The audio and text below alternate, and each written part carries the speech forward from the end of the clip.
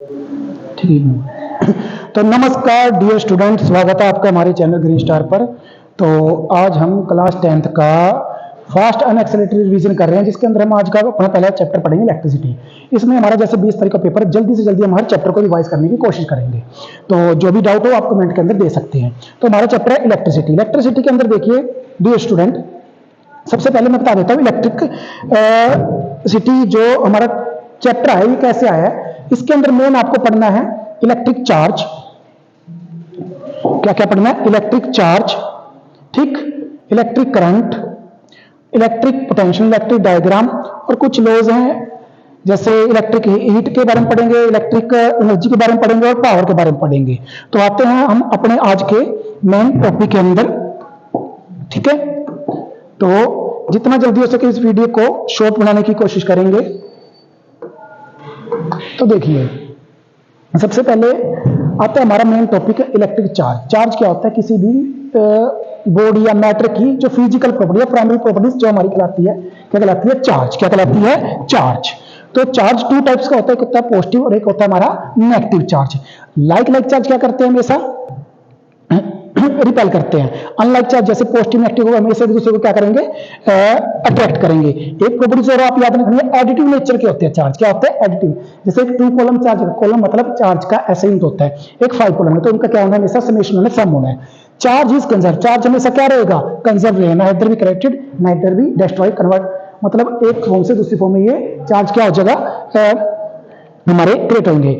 Charge is invariant. Invariant का मतलब remain same regardless of speed. जो उनकी स्पीड वगैरह क्या रहती है? हमारी हमेशा सेम रहती है। क्या रहती है? सेम रहती है। तो आशा करता हूं इतना आपको जरूर समझ आया होगा। तो आगे देखिए, नेक्स्ट प्रॉपर्टीज क्या लिखी हुई है। नेक्स्ट प्रॉपर्टी जो हमारी लिखी हुई है वो है क्वांटाइजेशन ऑफ चार्ज। ये मेन है। क्वांटाइज ऑफ चार्ज का मतलब क्या होता है कि चार्ज की क्वांटिटी, एक फार्मूला जनरेट होता है कि जो हमारा चार्ज है, चार्ज मान लिया मैंने E, वो किसी ना किसी इंटीग्रल का मल्टीपल होगा N, वही क्या कहलाता है? हमारा चार्ज। तो चार्ज का फार्मूला बन गया। क्यों? क्या चार्ज? N क्या? नंबर ऑफ इलेक्ट्रॉन्स 1 2 3 4 वगैरह।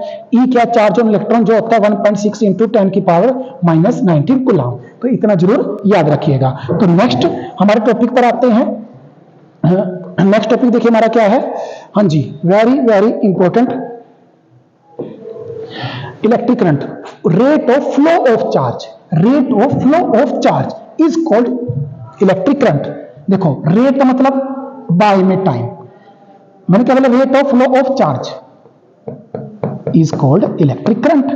क्या का यूनिट क्या होता है? हमारा कूलम। टाइम का क्या होता है? सेकंड। तो क्या बन गया? Coulomb per second. देख रहे होंगे। और इसका ऐसे यूनिट होता है इलेक्ट्रिक करंट का एम्पियर, जिसको ए से डिनोट करते हैं। आपसे पूछ लेगा 1 एम्पियर को डिफाइन करो, तो आपको क्या कहना है? 1 सेकंड के अंदर 1 कूलम चार्ज पास हो रहा है किसी भी कंडक्टर के अंदर, उसी को हम क्या बोलते हैं? Electric current. आपने नेक्स्ट पॉइंट सुने, बड़ा इंपॉर्टेंट। अगर आपके न्यूमेरिकल के अंदर आ रहे कि मिली एम्पियर करंट है या माइक्रो एम्पियर करंट है, तो उसमें ना आपको न्यूमेरिकल वैल्यू को कन्वर्ट करने के लिए बोलेगा, जो आपको करनी होगी। जैसे 7 मिली एम्पियर है तो क्या आएगा? 10 की पावर -3 एम्पियर, 10 की पावर -6 एम्पियर। जो इलेक्ट्रिक करंट को मेजर करने वाली डिवाइस होती है वो हमारी होती है एमीटर, जो हमेशा किसी भी कंडक्टर के साथ किस में जुड़ जाती है? सीरीज में। किस में जुड़ जाती है? सीरीज में। एक और डिवाइस होती है हमारी गैल्वेनोमीटर। गैल्वेनोमीटर कहते हैं स्मॉल अमाउंट होता है ना, जो स्मॉल अमाउंट का करंट होता है उसको मेजर या डिटेक्ट करती है, ठीक है। और वोल्टमीटर हम जो आगे पढ़ेंगे यही पढ़ लेते चलो। हाँ, इसके अंदर ही बता देता हूं। वोल्टमीटर होता है वोल्टेज को मापना, मतलब पोटेंशियल डिफरेंस को मेजर करने वाली डिवाइस हमारी क्या कहलाती है? वोल्टमीटर। क्या कहलाती है? वोल्टमीटर। अब देखिए पोटेंशियल डिफरेंस क्या हुआ। फार्मूला लिखा है मैंने यहां पर, V equal to W by Q. इसका मतलब वो क्या हुआ? जैसे ये कंडक्टर है, कंडक्टर के 2 टर्मिनल है, 2 पॉइंट के बीच का डिफरेंस, पोटेंशियल डिफरेंस। इस पॉइंट से दूसरे पॉइंट तक चार्ज को मूव कराने के लिए किया गया वर्क डन, ये हमारा क्या कहलाता है? इलेक्ट्रिक पोटेंशियल डिफरेंस, या सिंपल वोल्टेज बोल सकते हो। जैसे मैं वहां पर बोला वोल्टेज का सॉरी एम्पियर ऐसे यूनिट ऑफ करंट, ऐसे ही वोल्टेज का ऐसे यूनिट होता है हमारा, कहां लिखें? वोल्ट। वर्क का क्या होता है? जूल। चार्ज का क्या होता है? कूलम। कूलम कूलम सॉरी, क्या है? V equal to W by में क्या था? V वोल्टेज का क्या हुआ? V वर्क का जूल और चार्ज का कूलाम। तो एक कूलाम चार्ज को पास कराने के लिए किया गया 1 joule work done is called 1 volt. Volt meter होती है वोल्टेज को मापने वाली डिवाइस, करंट को मेजर करने वाली डिवाइस होती है एमीटर। एमीटर को कंडक्टर के में हमेशा जोड़ा जाता है किसी कंडक्टर के साथ सीरीज में। वोल्ट मीटर को हमेशा किसी भी कंडक्टर के साथ जोड़ना हो, मतलब उसके अंदर मेजर करना पोटेंशियल, वो हमेशा जोड़ते हैं हम किसमें, पैरेलल में। इतना ध्यान जरूर रखिएगा। तो नेक्स्ट जल्दी से आते हैं।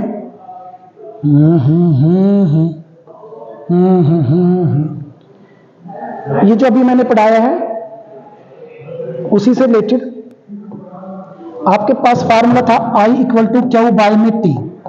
ये न्यूमेरिकल में ना मिले तो क्यू की वैल्यू क्या रखनी है, एन ई बाई में टी। मतलब ये आपके पास दो फार्मूले यहां से जनरेट हो गए।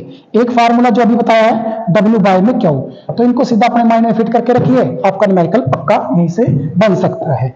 तो नेक्स्ट स्लाइड पर आते हैं हम। हाँ जी, जल्दी से देखिए, वेरी वेरी सिंपल और इंपॉर्टेंट भी मान सकते हैं इसको, बस सिंबल आपको दिख रहे होंगे। हाँ जी, सिंबल दिख रहे होंगे। ये हमारा क्या है, सेल का, ये हमारा क्या है, बैटरी का। ये इस टाइप का दिख जाए तो बस सिंपल से याद रखना है किसका, प्लग की को यानी ओपन की, इसको ऐसे भी दिखा सकते हैं आप। ठीक, ये यहां से बना देता हूं मैं। ठीक, ये क्लोज्ड की को आप थोड़ा इस प्रकार से भी डिनोट कर सकते हैं, इसको कनेक्ट कर देना। ठीक है, अगला वायर जॉइंट, अगला क्या है हमारा कनेक्टिंग वायर, ये बल्ब का, ये रेजिस्टेंस आगे पढ़ेंगे इस बारे में, वेरिएबल रेजिस्टेंस। ये एमीटर जो भी पढ़ा था, ये वोल्ट मीटर। ये हमारा क्या है, एक सर्किट डायग्राम बनाएगा जिसके अंदर वोल्ट एमीटर और लत्ती वगैरह जोड़ी हुई जो भी मैंने आपको बताई थी। तो नेक्स्ट पर आ जाइए। हाँ जी, ये रहा इस चैप्टर का वो टॉपिक जिससे रिलेटेड आपको किसी ना किसी कोड या सारे कोड के अंदर कह सकता हूं एक क्वेश्चन पक्का मिलेगा। ओम्स लॉ, जॉर्ज ओम्स ने ये ला दिया था। इसके अनुसार क्या था, किसी भी कंडक्टर के अंदर जो हमारा करंट पास हो रहा है और पोटेंशियल डिफरेंस V है, वो डायरेक्टली प्रोपोर्शनल रहेगा I के। Potential difference directly proportional to current, electric current. But condition है टेम्परेचर प्रेशर रिमेन्स क्या रहेंगे, हमारे कांस्टेंट रहेंगे। क्या रहेंगे, रिमेन्स कांस्टेंट रहेंगे। तो V प्रोपोर्शनल I हो गया हमारा। तो अकॉर्डिंग टू ओम्स लॉ क्या हुआ, V proportional I, but condition temperature pressure हमारा क्या रहना चाहिए, रिमेन्स कांस्टेंट। इक्वल करने के लिए कांस्टेंट टर्म से मल्टीप्लाई R हमने यहां पर यूज किया, हर टॉपिक के अंदर अलग अलग यूज होती है। तो R का फार्मूला आपका बन गया V बाय में I, और यही क्या है, ये तो जानते हो आप, पोटेंशियल डिफरेंस ये भी जानते हो, इलेक्ट्रिक करंट। यही क्या है हमारा, रेजिस्टेंस। देखो रेजिस्ट किसका, करंट का।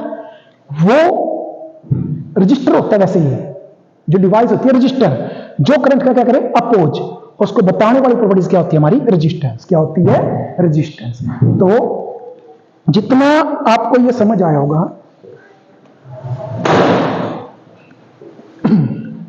तो यहां से मेन बात निकल कर आई रेजिस्टेंस, जो न्यू प्रॉपर्टीज आ गई, आपको फार्मूला याद रखना है, R equal to V by में I। रेजिस्टेंस का यूनिट होता है ओम, ओमेगा से डिनोट करते हैं।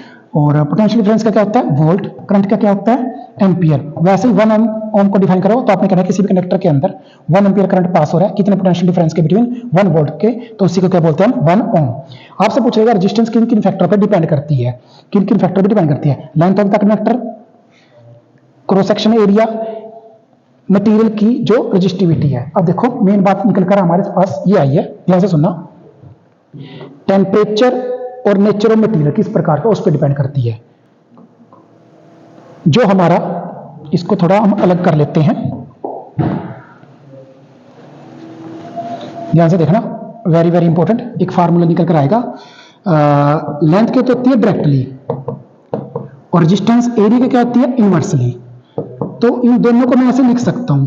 तो यहीं से इक्वल करने के लिए कांस्टेंट टर्म यूज करा, रो, सिंबल का नाम क्या, रो। तो फार्मूला बन गया R equal to rho L by में A। तो यहां पर निकालो, देखो रो का फार्मूला क्या बन गया, RA बाय में L। और ये रो क्या है हमारा, रेजिस्टिविटी। हर मटेरियल की क्या होती है, ये अलग अलग होती है, उसी से पता लगता है कि वो मटेरियल कितना कंडक्टर का अपोज करेगी। रेजिस्टेंस, एरिया और लेंथ। और इसका यूनिट बनेगा रेजिस्टेंस का ओम, एरिया का मीटर स्क्वायर, और इसका मीटर, मीटर से मीटर कैंसिल हो गया तो क्या बन गया रेजिस्टिविटी का ओम मीटर, और रेजिस्टेंस का क्या था ओम। अब ध्यान से सुनना, रेजिस्टेंस 4 फैक्टर पे डिपेंड करती है, length, temperature of the conductor, length of the temperature of the conductor, nature of the material, किस टाइप का मटेरियल, मिक्सचर है जैसे लोहे वगैरह उससे बड़ी होती है, लेंथ के डायरेक्टली प्रोपोर्शनल, एरिया के क्रॉस सेक्शन। आपसे पूछ लिया रेजिस्टिविटी किस पे डिपेंड करती है, ये डायमेंशन पे डिपेंड नहीं करती। डायमेंशन मतलब लेंथ और एरिया पे डिपेंड किस पे करती है, डिपेंड किस पे करती है हमारी ये लेंथ पर, सॉरी डायमेंशन पे डिपेंड नहीं करती, किस पे डिपेंड करती है, नेचर ऑफ मटेरियल और टेंपरेचर पर, नेचर ऑफ मटेरियल और टेंपरेचर पर। तो जल्दी से नेक्स्ट स्लाइड पर आते हैं। हाँ जी, टाइप्स ऑफ, ये मैंने आपको बता ही दिया, ये फार्मूले वही, ठीक है। तो नेक्स्ट पर, हाँ जी, अब आप ध्यान से सुनना, अगर आपसे पूछ ले कि रेजिस्टेंस और रेजिस्टिविटी में क्या डिफरेंस है। रेजिस्टेंस होती है जो करंट फ्लो हो रहा है ना किसी सब्सटेंस के अंदर फ्लो हो रहा है उसका अपोजिट करती है। रेजिस्टिविटी मैंने लिखा हुआ है resistance of material with unit length, ये यूनिट सिंपल से मान लो, हर मटेरियल की अलग अलग होती है, कंडक्टर की अलग रेजिस्टिविटी, इंसुलेटर की अलग रेजिस्टिविटी, सेमीकंडक्टर की अलग रेजिस्टिविटी, उसी के बेस पर वो करंट का अपोज करती है। रेजिस्टेंस वर्ड तो बताता है करंट का अपोज करना, पर कितना अपोज करना, वो मटेरियल का अलग अलग होगा, वो कौन बताएगा, रेजिस्टिविटी। वो मैंने बता दिया, उसका यूनिट क्या होता है ओम, इसका क्या होता है ओम मीटर। वो किस पर डिपेंड करती है, 4 फैक्टर पर, temperature, length of the conductor, nature of the material और क्रॉस सेक्शन एरिया। ये किस पे डिपेंड करती है, डायमेंशन पे डिपेंड नहीं करती, लेंथ पर, एरिया पर डिपेंड नहीं करती, मतलब डायमेंशन डिपेंड किस पे करती है, टेम्परेचर पर और मीटर, नेचर ऑफ मटेरियल पर। दो टाइप के सर्किट होते हैं, सीरीज और पैरेलल। अब मैं इसमें आपको मेन पॉइंट बता देता हूं, सीरीज और पैरेलल के अंदर आपने करना क्या क्या है, ध्यान से सुनिएगा। हो ये देखिए वेरी इंपॉर्टेंट न्यूमेरिकल के लिए, सीरीज के अंदर आपने याद रखना है, जो सीरीज कॉम्बिनेशन होता है उसके अंदर हमारा करंट क्या रहता है सेम, पोटेंशियल क्या रहती है डिफरेंट। पैरेलल सर्किट के अंदर करंट क्या रहता है डिफरेंट, मेन पॉइंट, और वोल्टेज क्या रहती है सेम, ठीक। उसके बाद याद रखिए, आपसे पूछेगा एक न्यूमेरिकल जिसके अंदर आपने याद रखना है सीरीज के अंदर जो हमारा फार्मूला आता है रेजिस्टेंस का वो होता है आर, ऐसे नोट करूंगा, कितनी भी रेजिस्टेंस होती है R1 plus R2 plus R3। वो डायग्राम के अंदर देख लेना कि सीरीज कॉम्बिनेशन ऐसा होगा, पैरेलल कुछ ऐसा होगा। पैरेलल के अंदर जो हमारा फार्मूला आता है RP 1 बाय में R1 प्लस 1 बाय में R2 प्लस 1 बाय में R3, ठीक है, ये पैरेलल के अंदर रहेगा। आपने सिर्फ डायग्राम के अंदर देखना, 10th क्लास में बड़ा इजी आता है कि सीरीज का कौन सा पैरेलल का कौन सा, उसके अंदर 2-3 मेन पॉइंट याद रखना, आपका न्यूमेरिकल पक्का बन जाएगा। तो नेक्स्ट स्लाइड पर आते हैं जल्दी से। हाँ जी, तो सीरीज पैरेलल मैंने आपको बता ही दिया। हाँ जी, अब आ जाओ heating effect of electric current. Heating effect of electric current हमारा होता क्या है, किसी भी सर्किट के अंदर या वायर के अंदर करंट जैसे चल रहा है, तो चल रहा है तो वहां पर अपोज होना स्टार्ट हो गया रेजिस्टेंस की वजह से, अपोज होना स्टार्ट हो गया तो वायर क्या होगी गर्म होगी, तो कौन सा इफेक्ट दिखा, हीटिंग इफेक्ट। तो करंट का कौन सा इफेक्ट कहलाता है, हीटिंग इफेक्ट। इसमें एक मैथमेटिकल याद रखना है, जो हमारी हीट होती है वो डायरेक्टली प्रोपोर्शनल होती है करंट के स्क्वायर के, रेजिस्टेंस के क्या होती है डायरेक्टली, और टाइम के क्या होती है डायरेक्टली। तभी हमारा यहाँ पर एक फार्मूला बनता है, सिर्फ फार्मूला याद रखना, H = I²RT, ठीक। इसी से रिलेटेड इसका यूनिट याद रखना जूल, क्या होता है जूल, ठीक। तो ये कुछ इसकी एप्लीकेशन है, एक बार आप रीड कर लीजिएगा तो आपको इजीली और समझ आ जाएगी।